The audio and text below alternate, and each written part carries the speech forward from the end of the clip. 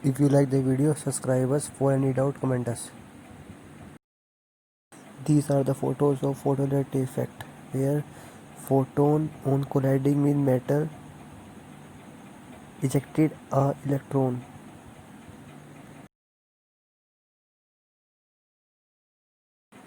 Photons of certain frequency only can eject an electron. If a photon have a lower energy, a lower frequency than that frequency, it can't eject an electron. Notes are provided in the description box. Hello student, my name is Devendra Singh. Today I teach you photoelectric effect. Photoelectric effect, when a beam of light of sufficiently high frequency is allowed to strike a metal surface of the vacuum, electrons are ejected from the metal surface. इन्होंने कहा when a beam of light of sufficiently high frequency, जब beam of light जिसकी high frequency हो sufficiently उसको allow किया जाता है, strike किया जाता है उन्हें मेटल सरफेस पर, in vacuum electrons are ejected from the metal surface, metal की सरफेस पर इलेक्ट्रॉन जो हैं वे इजेक्ट होते हैं। जैसा कि फिगर में दिखाया गया है कि आपकी मेटल है और मेटल पर अल्ट्रावायलेट रेडिएशन डाला जाता है, इलेक्ट्रॉन्स आपके नेगेटिव इलेक्ट्रोड से पॉजिटिव इलेक्ट्रोड की ओर जाते हैं और इन इलेक्ट्रॉनों को स्ट्रेट लाइन में स्ट्रीम ऑफ इलेक्ट्रॉन्स बोलते हैं। और एक इस एपरेटस में एमीटर लगाया गया टू मेजर द करंट, जो करंट को नाप सकता है।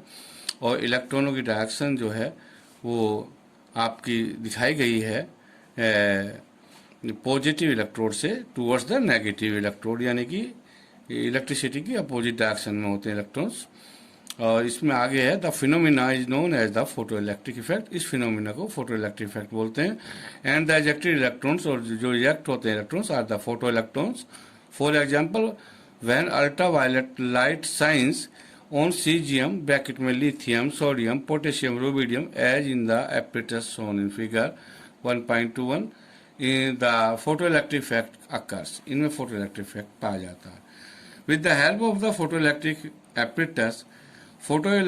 apparatus की help से the following observation can be made, जो observation बनी, number first, an increase in the intensity of incident light, increase करने पर, बढ़ाने पर, in the intensity of the incident light की, does not increase the energy of the photo electrons.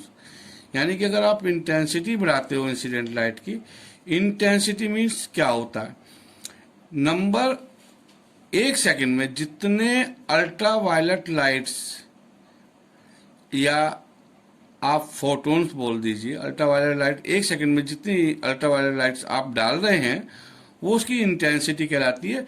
और ये brightness पर डिपेंड करती है, ब्राइटनेस ज़्यादा होगी तो इंटेंसिटी ज़्यादा होगी। तो मैं इसको फर्दर बोल रहा हूँ, an increase in the intensity of the incident light, अगर इंसिडेंट लाइट की इंटेंसिटी को बढ़ा दिया जाए तो does not increase the energy of the photo electrons, तो फोटो इलेक्ट्रॉन की एनर्जी नहीं बढ़ती, it's merely increase their rate of emission. Rate ये जो है मेयरली इंक्रीज कर देती है रेट ऑफ एमिशन को, रेट ऑफ एमिशन जो इलेक्ट्रॉन एमिट होते हैं उनका रेट बढ़ जाता है। Number two, the kinetic energy of the photo electrons increases, जो काइनेटिक एनर्जी होती है फोटो इलेक्ट्रॉन की वो इंक्रीजेस होती है linearly with the frequency of the incident light, linearly with the frequency of the incident light. If the frequency is decrease, अगर frequency को घटाते हैं below a certain critical value, एक डेफिनेट वैल्यू से, क्रिटिकल वैल्यू से, जिसे हम threshold value कहते हैं, new note, no electrons are ejected, कोई इलेक्ट्रॉन एजेक्ट नहीं होता एट ऑल। यानी कि अगर इंसिडेंट लाइट जो पड़ रही है उसकी फ्रिक्वेंसी कम है तो इलेक्ट्रॉन एमिट नहीं होगा। और ये थ्रेशोल्ड फ्रिक्वेंसी दी गई है ये मेटल की फ्रिक्वेंसी होती है एक टाइप से, और मेटल की फ्रिक्वेंसी, अगर आपकी मेटल की फ्रिक्वेंसी, अगर इंसिडेंट लाइट की फ्रिक्वेंसी ज़्यादा है तो मेटल की फ्रिक्वेंसी से तो इलेक्ट्रॉन एजेक्ट होता है। तो इसमें मैंने फिर बोल रहा हूँ, if the frequency is decrease below a certain critical value, bracket में threshold frequency, you note no electrons are ejected at all. The classical physics predicts The kinetic energy of the photoelectron so depends on the intensity of the light and not on the frequency. इन्होंने कहा जो photo electrons हैं should be depend on the intensity of light पर depend करते हैं, do not on the frequency. Frequency पर नहीं. Thus it fails, लेकिन ये फेल हो गई to explain the above observations. Next, Einstein explanation of the photoelectric effect.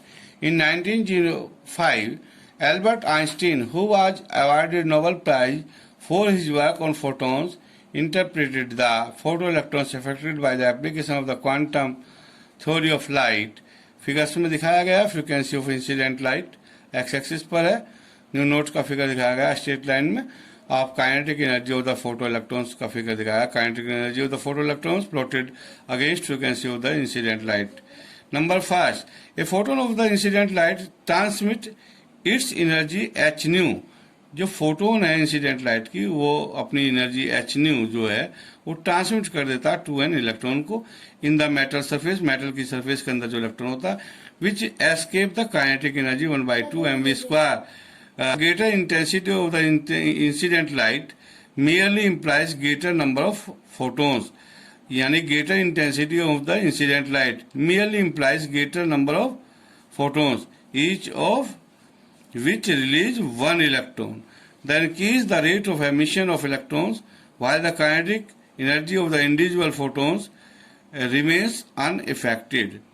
इसमें if needed फिगर में दिखाया गया photons h nu to eject an electron with energy 1/2 mv². Photon है एच न्यू की एनर्जी है, ये मेटल की सरफेस पर कोलाइड कर रहा है. कोलाइड करने के बाद ये आपका जो है रिफ्लेक्ट हो रहा है और फोटो इलेक्ट्रॉन सर निकल रहा है, रिमूव हो रहा है. In order to release an electron from the metal surface, the incident photons has first to overcome the attractive forces extracted by the positive ions of the metal. The energy of the photons h nu is proportional to the frequency of the incident light. If the frequency which provides enough energy just to release the electrons from the metal surface will be threshold frequency nu naught. For frequency less than nu naught, no electron will be emitted.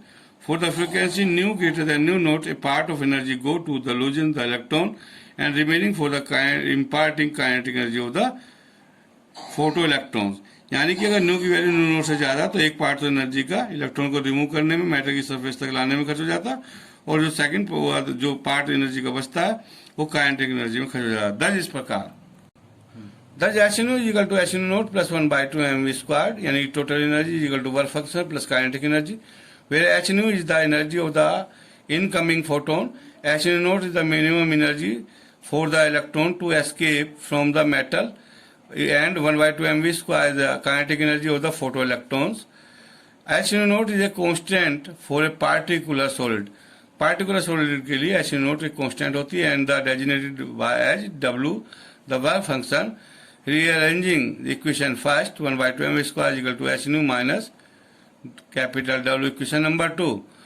This is the equation for a straight line and was experimentally obtained in it 1.22 figure में. Its slope is equal to h and Planck constant. The Planck constant, the value of h found come out to be some as well it as was given by Planck himself.